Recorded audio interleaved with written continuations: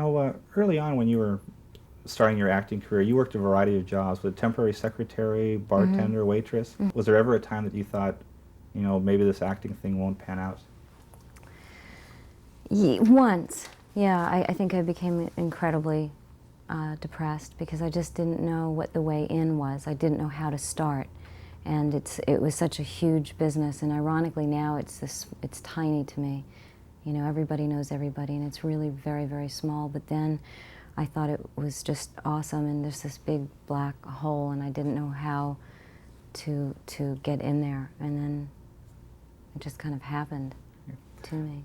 I'm doing a story on the advice that actors get about their careers. You know, sometimes an actor, well, they always get advice. You know, there's good advice, there's bad advice. Yeah. Now, what has been some of the worst advice you've ever received? Not maybe that you followed, but yeah. Oh, some of the worst advice is people saying, you know, it's hard. Yeah, okay.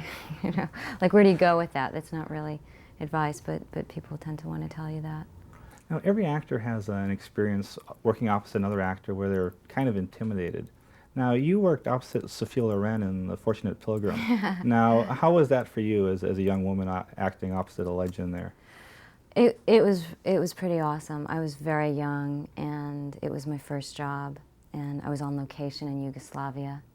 You know, Sophia is not just a legend; she's like a saint in some countries. You know, and it was pretty amazing.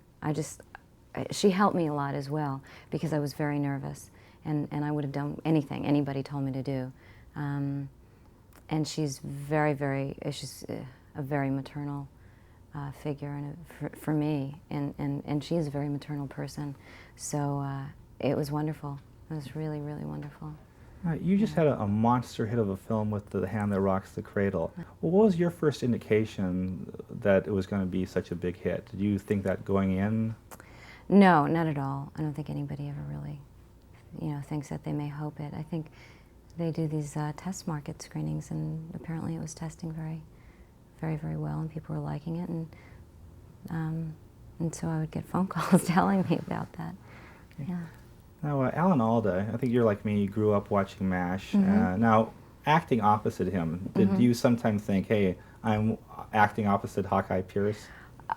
Once in a while. I mean, once in a really great while, and at those moments, even Alan would say, that was very Hawkeye, wasn't it? Annabella, every movie has a scene that's cut out, or scenes that are cut out. Now, this movie, there was a shot with the jets flying across, and it does a barrel roll. Now, oh, yeah. Now, there was talk that you wanted to be involved with that. Now, what happened? In the barrel roll? Somebody chickened out. I don't remember who it was. But there was the professional pilot flying, and I thought it would be fun to just go ahead and do it. But it was actually, you know, what it was the cameraman who was looking through the lens was already getting sick enough with the plane kind of going like that, so it was kind of hard for him to stay there and do the whole thing. But who told you that, Chris? That I wanted to do it? Yeah, I did, and I was petrified before I went up. In fact, I said, look, guys, I said I would do this movie, and I said I would not go up in this plane, and then when I was up there, I thought it was great.